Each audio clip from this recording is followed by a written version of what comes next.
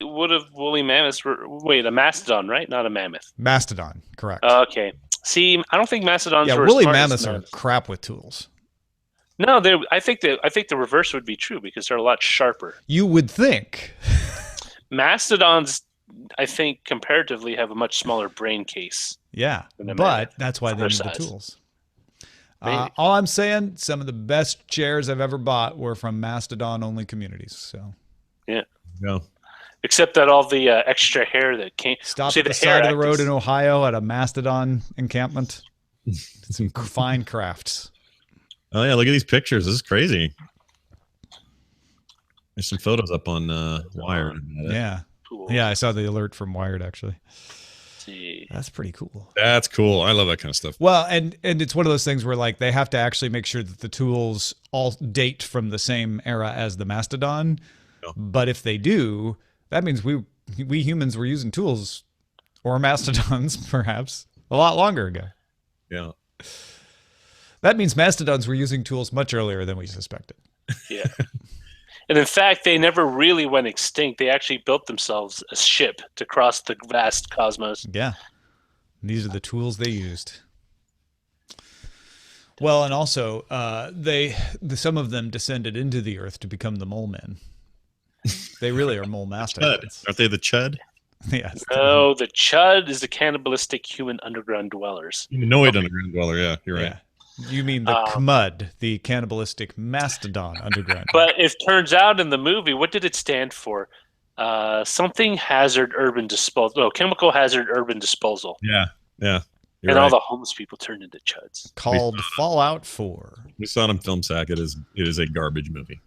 It is, but you know what? It's so emblematic of a lot of those movies. Like you had Trauma, Full Moon. They're all cranking out schlocky. Like Nuke 'Em High. Remember Nuke 'Em High? Or Surf Nazis Must Die. Yep, saw that one on Film Sack also. Yeah, all that Trauma era stuff is delightful, really. That's one way to put it.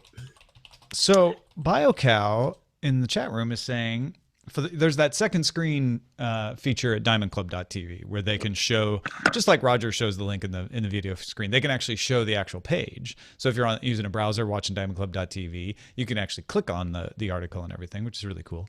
BioCow says he worked out a solution where it could be done automatically, so that any show, as long as they're using Google Sheets, would just highlight a cell and they would send that URL to the second screen system. That's pretty nifty. That's cool. All right, Scott Johnson, are you prepared? I am prepared. I've been 10,000 years or however it goes for Illidan, but I'm prepared now. I'm prepared. You are prepared. Okay, well, let's get rolling. Here we go. Daily Tech News Show is powered by its audience, not outside organizations. To find out more, head to dailytechnewsshow.com/support. This is the Daily Tech News for Wednesday, April 26th, 2017. I'm Tom Merritt, as usual. He's Scott Johnson, as usual. And we're about to lay down the tech news, as usual, Scott Johnson.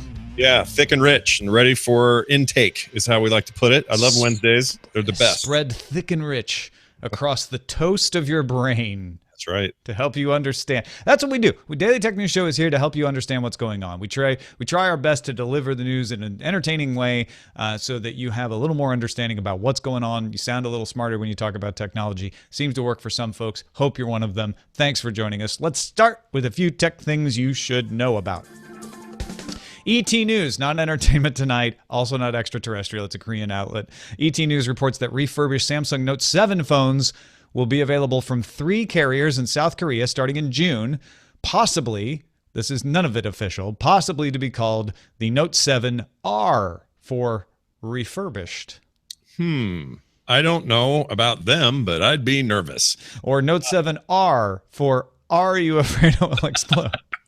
Has a smaller battery. All right, well, that's fine then. Hopefully it has things between battery and phone that will make it not melt in your hand. The European Council Tuesday adopted the legal act that ends roaming charges in all 28 European member states as of June 15th, and in European Economic Area states Iceland, Liechtenstein, never say that right, and Norway shortly after. Is this the UK affected by this, I guess, until they leave? UK gets the free roaming until it leaves. The where UK stands is they've said they are going to leave, but they're still negotiating their exit. So it'll be a couple of years probably before that actually happens. At that point, then who knows whether they'll actually still be part of this roaming agreement or not. Yeah. Instagram announced it now has 700 million monthly active users for its entire platform. That's up from 600 million in December, which Instagram says is its fastest growth yet. Wow, that's also a lot of inadvertent growth for Facebook, whether you realize it or not. Instagram's getting up. I mean, Facebook's 1.4 billion, so it's still twice Instagram, but it's getting up there. Yeah, since they're bedfellows. Also, by the way, just real quick, a throwback. If you're in Britain, I think it'd be cool if your phone, on the day Brexit becomes official, that it would say some roaming charges may occur on everyone's phone. So just all the it's the alert from whatever news organization you have on your phone that says, it's the Brexit is now official. It has happened, and then some roaming charges comes right out. I think that's amazing. Uber will now show you the star rating drivers give you as a rider right under your name in the main menu. So finally, you can find out what they think of you. It's in there right now. You just have to know where to find it deep in the menus, but they're going to put it front and center. So that's kind of cool.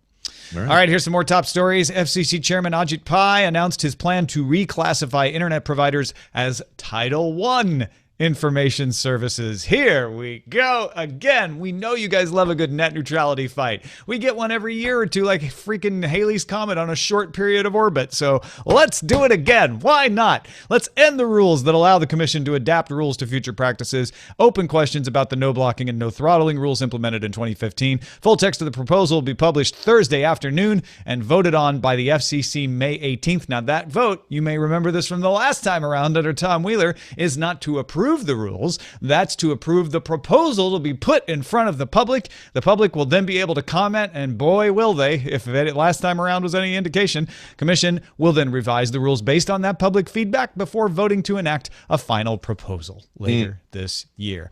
Isn't this fun, Scott? Yeah, it's like a roller coaster. Twitter freak out in 3, 2, 1, probably. That's the other thing. Oh, yeah. I mean, yeah, what time of day is it? There's a Twitter freak out. But yeah, we've already got public knowledge objecting to this. We've already got the Internet Association, which is a lobbyist group on behalf of Google, Facebook, et cetera, objecting to this. There's a myth and fact announcement out by Chairman Pai talking how, Title II regulations are necessary to preserve a free and open internet is a myth. The internet was free and open prior to Title II regulations, stuff like that. The only one to be aware of in these myths and facts is that you'll see one that says Title II regulations have reduced infrastructure investment. So the FCC's, the Ajit Pai's announcement says, among our nation's 12 largest internet service providers, domestic broadband capital expenditure decreased by 5.6% or $3.6 billion during the first 2 years since Title II reclassification. And Title II has also hurt smaller providers' ability to get financing and reduced infrastructure investment. Now, that sounds horrible, right? You'd be like, well, yeah, Title II sounds like a bad idea. However, TechCrunch points out, you could say the same thing after the FCC classified cable internet as Title I. Title I is what the FCC wants to reclassify. It's an information service because investment fell in 2002 after cable internet was declared Title I.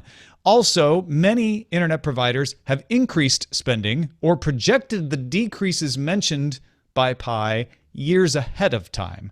There's actually a very good article over freepress.net, although Free Press is a lobbyist organization on the other side of this, and so you may not want to go there because you think they have bias, but then some of the numbers there you can independently verify. And the fact is, investment doesn't seem to have been affected one way or the other by this. And honestly, Scott, that's where I end up on this. I think this is all ridiculous. The problem is competition. Classifying as Title II didn't do much, if anything, to increase direct competition for most customers in the United States. Reclassifying as Title I ain't gonna do anything for that either. No matter what you hear people say, they're all playing a game of football between the telecommunications companies and the web companies, and you're the football, and none of this is helping you get cheaper internet. Yeah, I mean, it strikes me as just the same package of arguments, different wrapping paper this time around. And the way this ends up going is, if I'm the football, somebody at some point is going to finally realize what we should be playing is baseball. Just to continue your metaphor, like the game, maybe that we're looking at the wrong game. Whatever that game is they're playing right now, and we get to deal with it every couple of years or every couple of months or every 6 months. It's not doing anything, and it starts to make me a little fatigued, where I start to care a little bit less about it, thinking, well, maybe this will just all resolve itself. And I think that's bad. I don't want to be in this sort of complacent place of, that's just government talking hot air again about internet they don't understand. I wish there was a more entrenched leadership around these rules that perhaps, and maybe we'll get this in, let's say we get this in 10 to 20 years, those who grew up with their, all their Microsoft and Novell certifications, they understand the internet better than anybody because they grew up through it. Maybe those are the guys that will finally get in there and go, okay, here are the things we need to do. And it's much simpler than we all thought. But right now, it just feels like a lot of people who don't understand it telling me once again something that's the same as they told me a year ago, and nothing's going to happen. You've got a bunch of companies who have an interest in stopping telecoms from doing anything that might charge them. And you have another set of companies, the telecoms, who have an interest in stopping anyone from telling them they can do anything. And that's really what's going on. And you may side with one or the other. That's fine. But if anyone's telling you this is for your benefit, they are lying to you. Yeah. None of this is meant for your benefit. You may get benefits as a side effect, but none of this is actually meant to benefit you. And I keep hoping. I've been hoping this for years. Maybe it's a false hope. Maybe it's a hope that will never awaken. But I keep hoping that this is going to get some young creative people to create a way around all of this, to decentralize the internet so that so that net neutrality just becomes irrelevant, that you can't throttle, that you can't block, that we stop consolidating the power in the hands of these few companies. Yeah, we do all kinds of stuff within the construct of data. We come up with ways of making text messaging seem obsolete. We come up with all kinds of ways to get around the what seemed like previous walls, either artificial or real. And I'm with you 100%. That's what I'm counting on. That's what the internet was. The internet was a way to be like, hey, you know what? We can actually communicate on this network that was meant for something else. Yeah, that's totally the tradition of the internet. I agree. Amazon wants to change how you look to yourself in a mirror, well, a virtual mirror anyway. Amazon has introduced the $200 Echo Look, which had me excited from that alone, but now I'll tell you why I'm not. It adds a camera, which is fine. I'm still into that. The idea is to put it on your closet or near where you get dressed. This is where they start to lose me. They can tell the voice assistant, or you can tell the voice assistant to take a picture or video and then see the image on your phone. You can use the style check feature of the Echo app, or the Echo Look app specifically, to get a style rating based on a combination of expert opinions and machine learning, of course. The device has off buttons for both the mic and the camera, so it is not on all the time if you don't want it to be. I am annoyed at the use case they are presenting with this. You're probably going to give me a pretty good argument as to why they should start this way, but I was really hoping for voice-activated security style camera that could fit into my Echo ecosystem in a way that would inform me when there are people at the door, or when there's movement in the house, or some other Internet of Things, home automation sort of thing that wasn't about whether I'm styling on a Friday night. And you may still get that.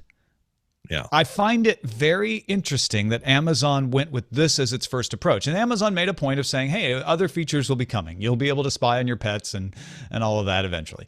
But picking fashion to start with, I think, is an attempt to identify the people who don't already like the Amazon Echo, right? And people are like, maybe I'm a little skeptical, and saying, hey, here's something it might be good for that you might like. And maybe, I don't know this, but maybe people who are into clothing and fashion turn up in Amazon's research as the people least likely to be interested in the Echo. So you make the device appeal to them so they'll get it. Then you add the features that are for security cameras and things like you, because you already like the Amazon Echo ecosystem. They don't need to convince you, and they can add those features down the line. I think this is fascinating. Also, don't forget that one of the things you can do when you check out your style is have Amazon suggest other clothing that you can buy through Amazon to increase your style. So they're going to make money off you that way too. Yeah, big shocker there. I'm totally fine with that end of it. In fact, I'm fine with the entire ecosystem being a gateway to get things at Amazon. If I didn't like getting things at Amazon, I wouldn't have an Echo in the first place, probably. But you make a good point. You said this earlier when we were talking pre-show. I need to give it some time to see what it will become for people. The original Echo kind of came off the same way for me when it was first announced. I was like, all right, well, voice assistant. I kind of have it on my phone. I don't know why I'm needing this in the house. And I found dozens of uses for it. And they weren't all there at launch. They've all sort of come over time. So I will hold out some faith. And part of this is just it's starting in an area that has zero interest to me. And I will admit that. So there's a bias in that direction for me.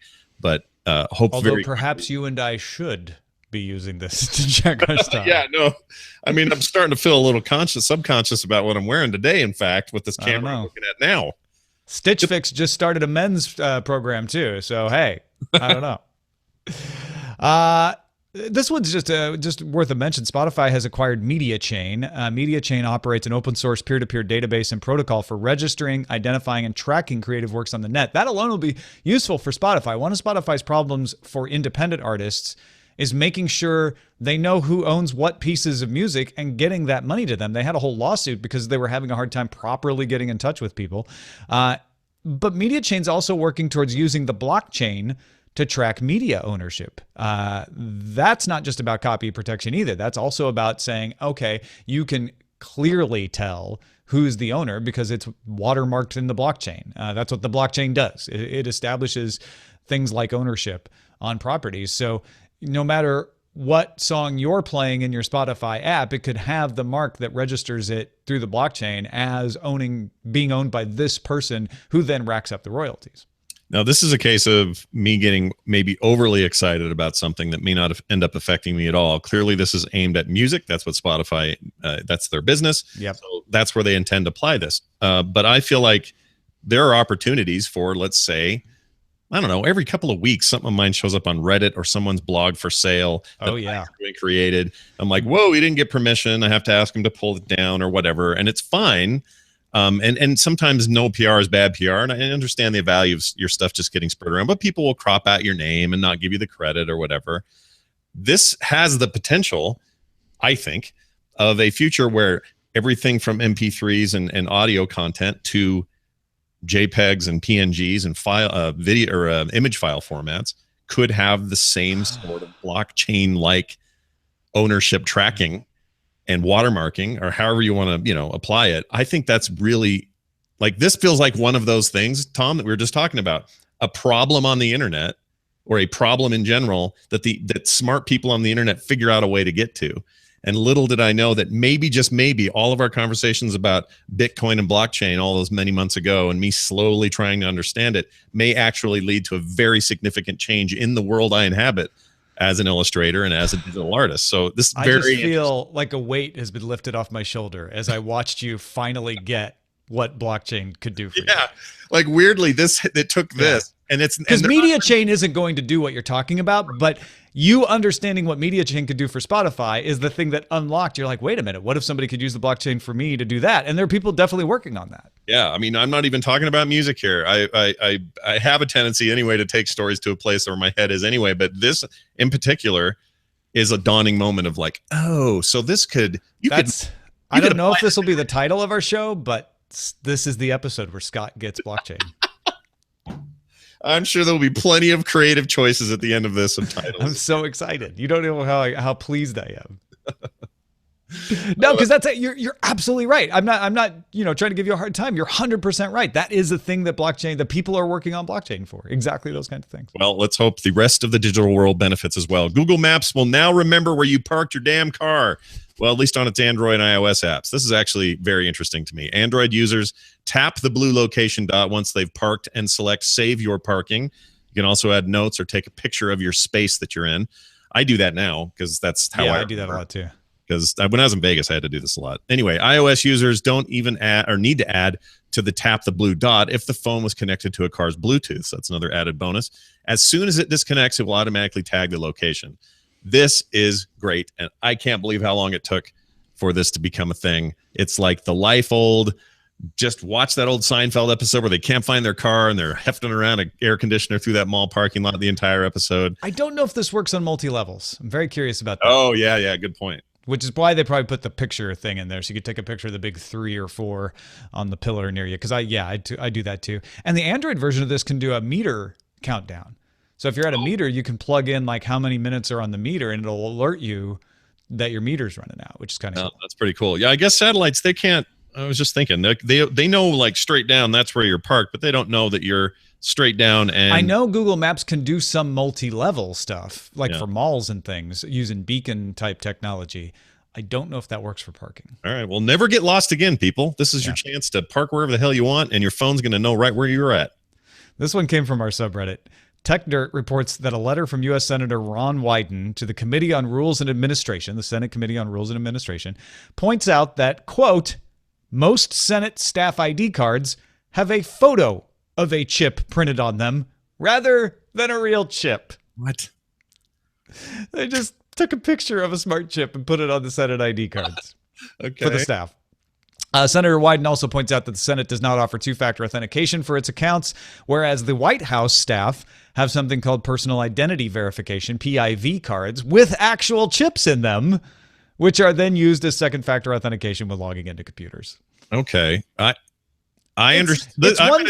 It's one thing to look at the Senate and say, oh, you don't have chips on your cards, and the executive branch does that's a good thing. Maybe you should look at it. You should do that. It's another thing that they went to the trouble of pretending that they had chips.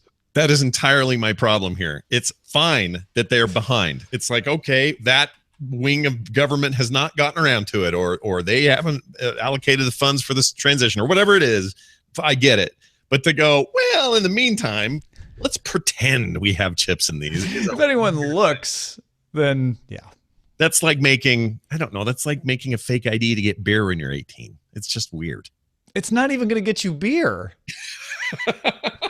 Right. It doesn't do anything. It's not going to get you anything. Yeah, it's really dumb. That's really dumb. I mean, my only thought was that someone figured, oh, well, maybe this will stop people from thinking we don't have chips, and it will deter them from trying to break into it. Oh, interesting. So this copy could be identities. Could be a security by obscurity or a security by assumption. Pretty hard going on. Pretty hard. I know there's theories that actually can work. It's like having, I don't know, it's like having a fake gun in your purse or something, and that will deter a robber who sees your fake gun. Yeah. I understand that, but now they're not going to be able to do it. Now they're going to probably think even real chips later are fake chips because now Thank you, Senator Wyden, for exposing. It's real hard. And by the way, thanks to Captain Kipper for submitting that as well. If you folks want to get all the tech headlines each day in about 5 minutes, you got to subscribe to dailytechheadlines.com or get it on your Amazon Echo or on the Anchor app. It's in all of those places, and you can put it in whatever podcast app you want. dailytechheadlines.com. All righty. Let's move on to our discussion story. First of all, Twitter earnings came out, and they were good. Earnings of 11 cents a share on revenue of $548 million. That is 10 cents a share more than analysts expected and $36 million more revenue than analysts expected. Now, revenue still fell year over year, 8%. It just didn't fall as far as the analysts expected. So Twitter's making less money. Their data licensing revenue grew, but their advertising revenue declined. So that's where they're losing, but they're hoping to bring that back. But they also have been fighting this perception that they can't get users, and monthly active users rose 9 million over last quarter to 328 million. So before we get to the main discussion about Twitter here, that's all. I mean, yeah, you don't want the revenue to fall, but otherwise it's all pretty good news. Yeah, I'm gonna actually do a little armchair quarterbacking here on why the 9 million happened. Yeah. And why it seemingly sort of out of nowhere or contrary. Are you going to rip it from today's headlines? Because I'm guessing. But go ahead. It's the same reason people say New York Times subscriptions are up. It's the same people okay. that are always saying, well, all these different news sources that were dying on the vine because the internet was killing them, suddenly subscriptions are up. Well, what's going on? Well, it's a sudden and inexplicable interest in world events. Yes, and if you want to go to the places where some of those events are actually finding seed, like the places they begin, Twitter's one of them. Yeah. No, I've seen several outlets say, President Trump using Twitter as his outlet to say things is certainly not hurting Twitter. No, yeah, absolutely not. Like if you found out the only way to hear from, I don't know, if Bono was only going to put stuff on mini disc and that's the only way you're ever going to get U2 music again, you'd all buy mini disc players.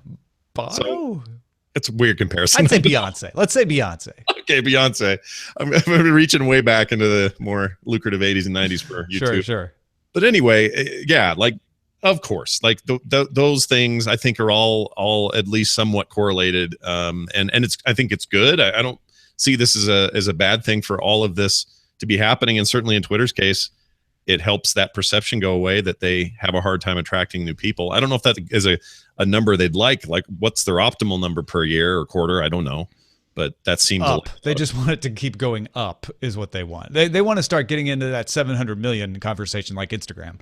That's where they want to be. They want to be comparable to Facebook. Maybe not bigger than, that may be too much, but they want to be in that ballpark. Now, one of the ways they're talking about getting that is video. We all know that. They've been trying to sign all these live streaming video deals. They had the NFL last year. This year, it got too expensive for them and went to Amazon.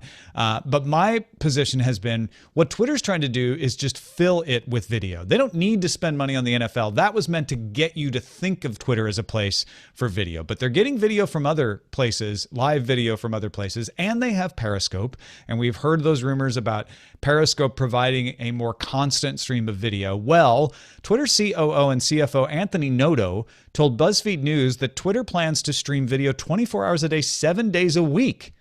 They're going to have original content covering news, sports, entertainment. Now, Noto said they need some time to ramp this up. They have many, many things to look at. So there's no date on it. But Twitter is expected to announce original shows at the New Fronts next week. New Fronts, there's this old thing called the Upfronts where your broadcast networks come and your cable networks and tell advertisers, these are the shows we're putting out this year, and try to get upfront orders of advertising. New Fronts are what online companies do to just sort of announce, hey, this is what we're bringing for the rest of the year if you guys are interested in buying advertising with this. And it looks like Twitter is going to get into that by announcing original shows. Now, hopefully I can articulate this in a way that makes sense. And I have to think others are thinking about this too. But when you think about Twitter, you think about brevity, you think about 140 character limits, you think about breaking news, reactionary kinds of conversations. That's what the platform does best. And it's great at doing that. And some see that, some see only the negative side of what that brings. I see both sides of it. I think there's a lot of positive that happens with a format or a platform that is all about immediacy and quickness. But consuming linear content, whether live or not, original programming or not, is something that takes a focus and a kind of time that isn't very Twitter-like to me. Now, saying that, I know that people will all gather around Game of Thrones on a Sunday night and they will live tweet their reactions and talk about what they're seeing. And there's a big opportunity there maybe, but I'm trying to understand how it would be if there was a, say, 40-minute drama, just as an example, on Twitter. Well, but go back to what he said, news, sports, and entertainment. So original show doesn't mean Game of Thrones. True. Original show could be a newscast. It could be like a Vice Media thing. Mm-hmm. Original show could be, Bill O'Reilly. He ain't doing nothing now, right? It could be an hour-long hosted, anchored position where they go to various Periscope streams as things happen around the world. Original show doesn't mean a scripted drama, and I would be surprised if Twitter brought a scripted drama. But I think when you think about it that way, the idea of tuning into Twitter and they're always telling you, here's what's going on based on the things trending on Twitter that you can see people talking about, it really does fit into the way a lot of people use Twitter. Well, for me, that kind of sums up my prediction. Whatever this original programming means, and whatever the term entertainment means outside of the sports and the news stuff. I'm assuming celebrity gossip type stuff, Oscar, red carpets, those sorts of things. Right. The things that, again, Twitter already does well with what it already does, that makes a lot of sense to me. The bigger question is, will that be meaningful? In other words, if I've got a news program let's say it's a 20-minute news program that's very interactive, even taking live Twitter questions or something or whatever it is, will that lead to anything beneficial for me as somebody who likes to consume that stuff? Will I prefer just to watch it and hear it, or will I want to pay attention to this big weird feed next to it? Am I getting this on an app on a Roku? Am I only watching this on my phone? Like, there's lot of questions. Here's what Twitter has and what they want. This is my opinion. They have you right now. When something's going on, a lot of you turn to Twitter. And you don't think about, is it on my TV? Is it on my phone? You just grab your laptop, your phone, and you look at Twitter like, what's going on with that thing that's happening? And often the thing is covered first on Twitter because people that are there are talking about it. Now, imagine if suddenly you're not only turning to Twitter to read what people are saying, but you are also getting a video stream live via Periscope or some original coverage that goes right next to it. So you're reading what people are saying about it, but you're also seeing it from a Twitter-provided video stream. Mm-hmm. Yeah, I think that's probably right. And you say it's your theory, but that feels like the natural progression. That is who Twitter already is. So if you're going to get into video content, I guess I didn't understand their weird little test here recently with the MLB stuff and, little bits and things that would show up at the top of a Twitter thing and say, do you want to watch this? And if you said no, you'd never see it again. There was no dedicated place for it. Yeah. So I feel like that's them testing the waters, seeing who's interested, if their system can handle it, all of that. Yeah. So I guess I got two demons in me. One of them is saying, this is ridiculous. Why do they care about TV? Not every media company or not every internet company needs to have a TV plan. But part of me says, well, maybe they do. Maybe I'm underestimating the future of video. I think I've already underestimated it up till now, and I love where we're at. So I would like to stop doing that. I would like to a more accurate view of what the future is going to be. And maybe Twitter's a way bigger part of my consumption than I think they're going to be. Because Facebook wants this exact same thing. Yeah. They both are like, we're the place you go to find out what's going on. We know especially the younger demographic is super tired of the 24/7 news channels. So let's provide you the alternative to that. I wonder why it doesn't sound so strange to hear Facebook's doing it, but sounds so much stranger to hear Twitter's doing it. Because you don't think of Facebook is in so many different things now. You don't think of Facebook as just the place to find social posts, right? People are using it for so many more things. Twitter hasn't ventured beyond the basic 140-character tweet with any success. I think that's it. Maybe we can people even forget Periscope is part of Twitter. What if they had to limit the original programming to 140 seconds? Vine is back. Oh, yeah, that's right. Hey, thanks to everybody who participates in our subreddit. You can submit stories and vote on them at dailytechnewsshow.reddit.com. Get in there and see what's up. There's some good stories over there. Real quickly, messages of the day. Matt, thank you for writing in. Matt is an undergraduate research student at the University of Texas at El Paso. One of the projects he's working on revolves around neuromorphic computing and deep reinforcement learning. He says it's CPUs crunching out data in algorithmically or in sequence that you think of, but that is a 2016 way of thinking. What if a computer no longer needs a CPU, rather can do computations on the device's sensors? This is the basis of neuromorphic processing. Information is fed to 1 million brain-like neurons on a chip. Then that chip fans out all that information simultaneously, not algorithmically, all while requiring very little power, no more than what a common desktop class chip needs. In essence, these processes are done not sequentially, but in parallel, much like the human brain, processing vast amounts of information at exactly the same time. This means that not only will our fundamental understanding of computers and computational architecture change, but information processing may happen so quick that if an autonomous vehicle were faced with a flawed human driver, it may be able to process, act, and evade a collision altogether before it even faces the trolley problem. Of course, that's not an answer to the trolley problem, to say, like, it'll never face the trolley problem. That's just eliminating the trolley problem. But it has a better chance of doing that. Intel has unveiled its True North processors, which use neuromorphic computing And Qualcomm is expected to release a Snapdragon processor next year, taking advantage of neuromorphic computing as well. Matt also says, P.S. Tom, thank you for doing this show. If it wasn't for DTNS, I may have switched majors a long time ago and missed out on some very cool things. It sounds like you're working on some of the coolest things. Yeah, for sure. Also, I'm counting on these cars having better brains. Like, honestly, my ability to be totally willing to embrace our automated car future is based entirely on us nailing that part. So I'm with him 100%. And he does sound like he's doing some rad stuff. So well done, Tom. You kept him from being a vet or whatever. And then Ken wrote in, says, has been listening to me since the early Buzz Out Loud days, proud Patreon. And sometimes he would like to hear our thoughts on something like this. So here you go. Ken, you're getting your wish. He points to a class action suit proposed on behalf of 74,000 Coca-Cola employees after one technician had his identity stolen due to unprotected information on a stolen corporate laptop.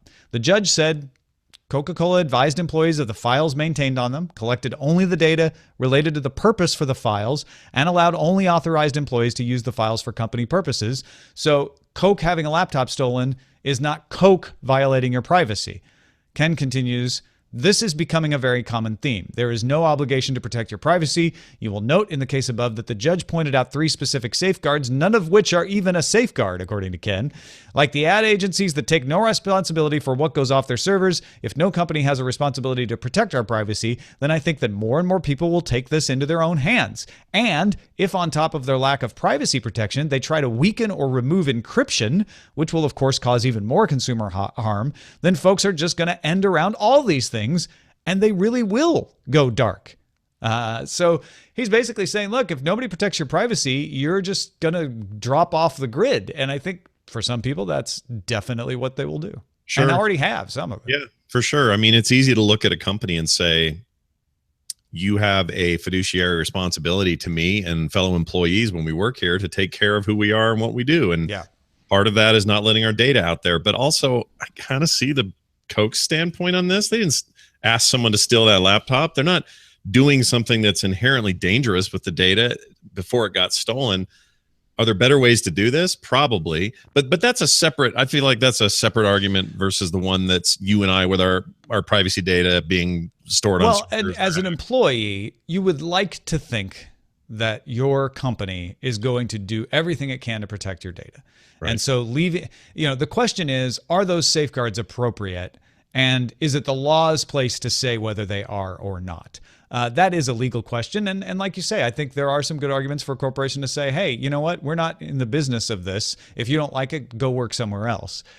That's easier said than done for a lot of people. A lot of people don't have an easy opportunity to go find another job. And so I think maybe there is need for some update about what we all as a society should do when we're given someone else's private data and what our responsibilities are on it. I think that is a discussion that should definitely be had because, maybe Coke isn't responsible for someone stealing their laptop, but my gosh, Coke should have taken better encryption precautions just in case that laptop got stolen, if not for the sake of the employee's information, for the sake of any other confidential information that might have been on it. Yeah, I totally like the secret formula, for example. But I totally, I agree with that. But if you were back in let's say the 30s, I don't know when Coke started, but let's say it's 1932. I think in the 1800s. So yeah. So if it's that old, let's say in the 30s, they're keeping all their employee information on ledgers, and let's say somebody came and stole the ledger.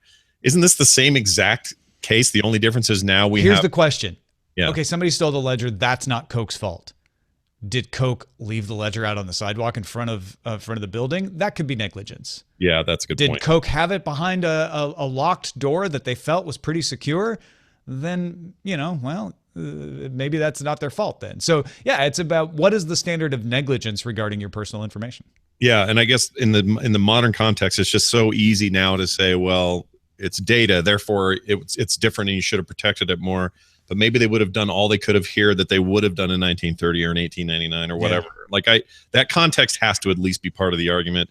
All of that being said, I would prefer all major multi-billion multinational companies have better security than a lot of them have now, because all companies, I don't care how big or small they are, should probably have security as a priority. Yeah, no matter who you are, you should. But they have all of us should. For if sure. if you're a mom and pop store that owns a dry cleaning company, I kind of understand if maybe you're not all the way up to par. But if you're Coca-Cola, come on.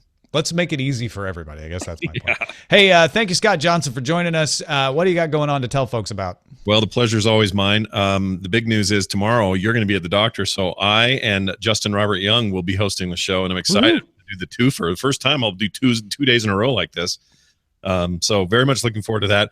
Of course, you can check that out of the way or checking out the show now. For everything else, we are hurtling ever closer to Nerdtaculars. Tickets have long been sold out, but I have been asked by people if we plan to live stream any of the event. And as in previous years, the answer is yes. We will have some sort of live stream going right to frogpants.tv. And so even if you're home and you couldn't go, you'll be able to catch the major panels and all that sort of stuff.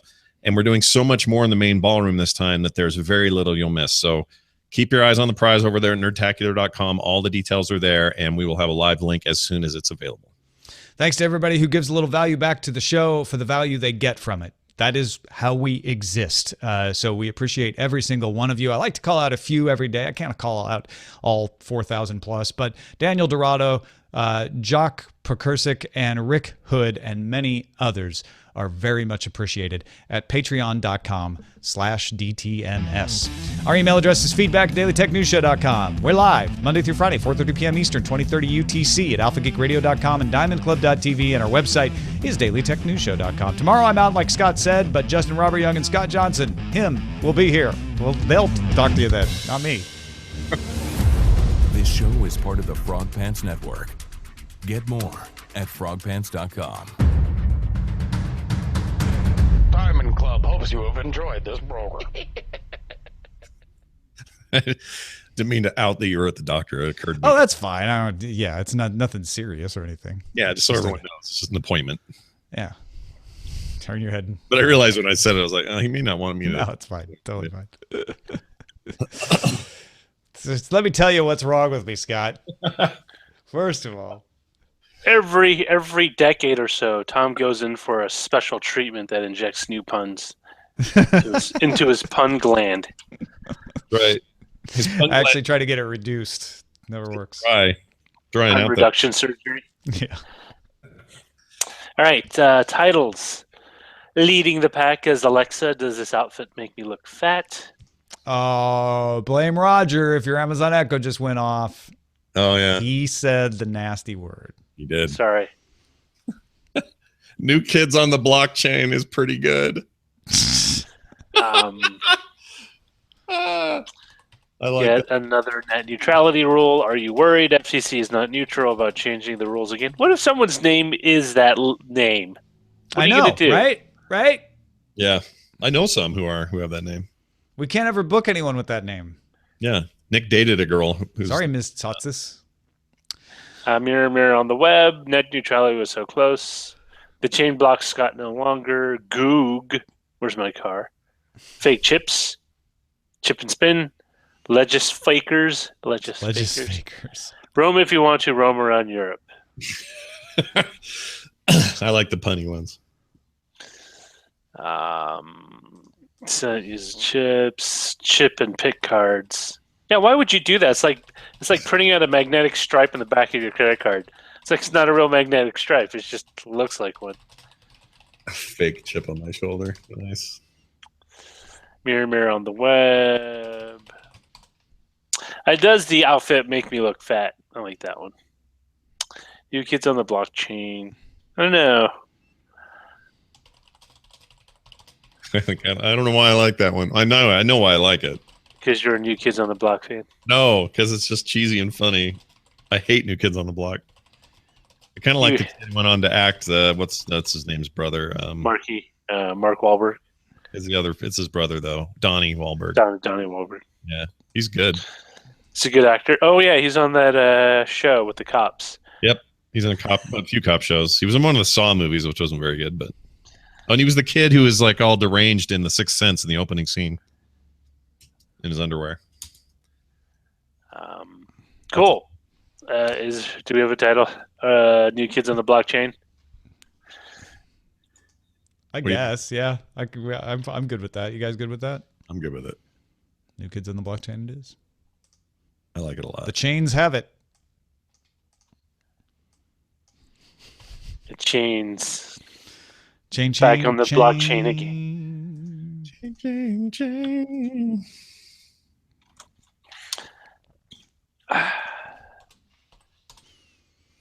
Yeah, JPEG said the dailytechnewsshow.com/live embed is not working, and I don't know why that stopped working. I wonder if it has to do with the API change that was given Diamond Club fits. So I'll look into that. Thank you, wouldn't JPEG. work for me yesterday either. So I haven't heard from Muffin, so I don't know what's going on. And I can't Theoretically, that live embed should always work because it's just supposed to be pointing to whatever live stream is coming out of the Daily Tech News Show channel. But every once in a while, it stops working, and I have to refresh it with new code. And I wish it would at least alert me when it does that. Yep. In a perfect world. In a world where Twitter, where things are perfect, had users, perfect, and YouTube didn't accidentally block things. One man stands alone. That's the one. In his underwear. Oh, man. I got my lunch stuck on my monitor. Hanging tough. That's what we were doing. Dude, we played that in the orchestra.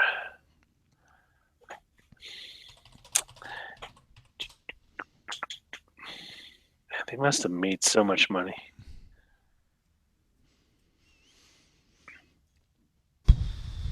Bon appetit, JPEG. JPEG. JPEG.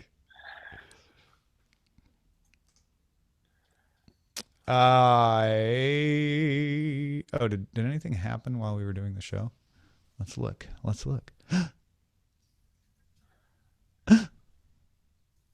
Audrey, an intelligent assistant that declutters your life and makes you happy.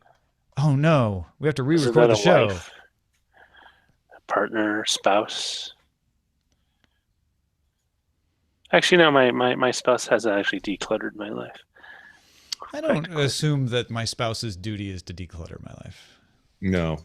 My wife thinks that sometimes I think that, but I do not think that she should. I think that, but it doesn't happen. Nice. My spouse's duty is to put up with me. I have pretty high standards then. You're doing this. No, it doesn't matter. I've come to accept it. Oh my gosh, Venmo did 114% higher. Oh. Look at that. 3.2 billion in quarter one of 2016. Quarter one of 2017, 6.8 billion.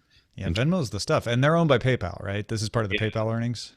Yeah, in fact, PayPal just posted the link about it and said they continue to transform how millennials manage and engage with their money. It's so funny because Venmo and PayPal are essentially the same, but it's a branding of how you want to send money around. And there's some feature differences too. You're totally right though. It's mostly branding. Because I can go into an app and I can send you money through PayPal, even if you don't have a PayPal account. I can go into Venmo. I can send you money through Venmo, even if you don't have a Venmo account. But there's a difference.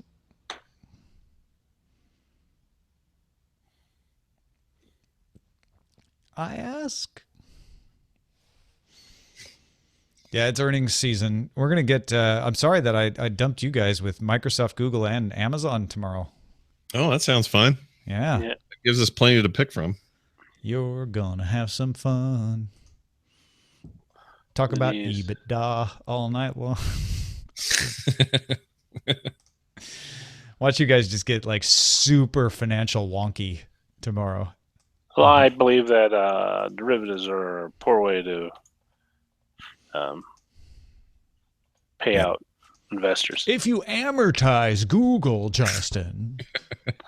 Well, how long are you talking about here? Are you talking about your 5 to 10 year cap, or are you looking at something longer, maybe a 30, 50 year reach? But you even can't call Sergey Brin's Zeppelin a capital expenditure. You just can't. You hear about that though? Sergey Brin is apparently working on an airship, a secret airship. Really? Yeah, it's like a hot air, like a Zeppelin. Like a blimp. Yeah, like a Zeppelin, particularly. Like a blimp. Zeppelin is not a blimp. Well, Zeppelin is very specific then, because that's why I'm using the word Zeppelin, because that appears to be what he's working on. That's cool. Not a blimp. I'm totally in. That sounds great. Okay, Bryn Zeppelin. Because I got a talking to by a blimp captain about the terminology. Yeah, well, Airship Ventures, which operated out of Moffett Field. Wow, somebody's real excited about Zeppelins. Zeppelin-like airship. Zeppelins. Let me see. Look at Airship this. Ventures was a Zeppelin because they have the rigid structure. Was the one where Harrison Ford threw the Nazi guard out of the window? This is Zeppelin. That was a Zeppelin? Okay. Blimps have no rigid structure. Zeppelins do. If I believe I have that. Correct. Yeah, they had it. That had like a exo or some sort of skeleton. It has an entire skeleton in it, but there's an in between, and I think that's what. I lament that we never had that weird post 20s era of airships everywhere in the sky. I just think that is we so. We kind of did. Undermined. It was really expensive to travel on. Yeah. Undermined says that NASA airship hangars. That Google bought the NASA airship hangars. I don't think they bought them. I think they leased them. But essentially you're right. Now, Google Sergey Brin is allegedly using one of the Google leased hangars at NASA at Moffett Field at Ames Research Center to go all steampunk on us.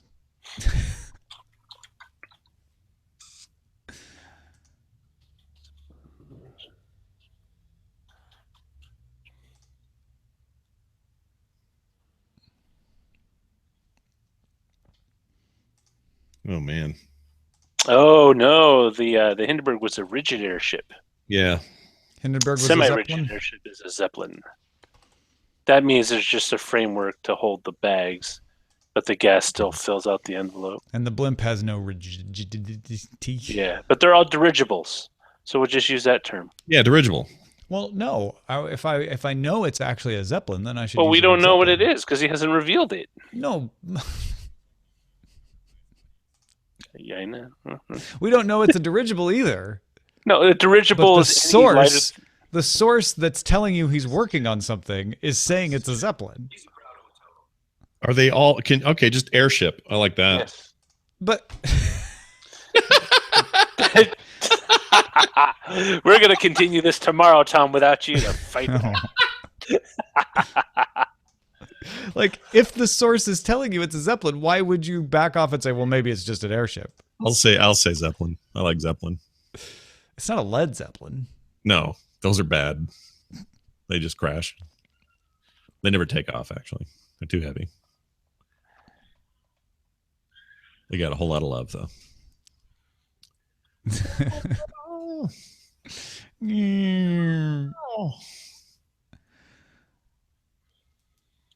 I mean, you shouldn't say you know what he's working on. But Aren't they?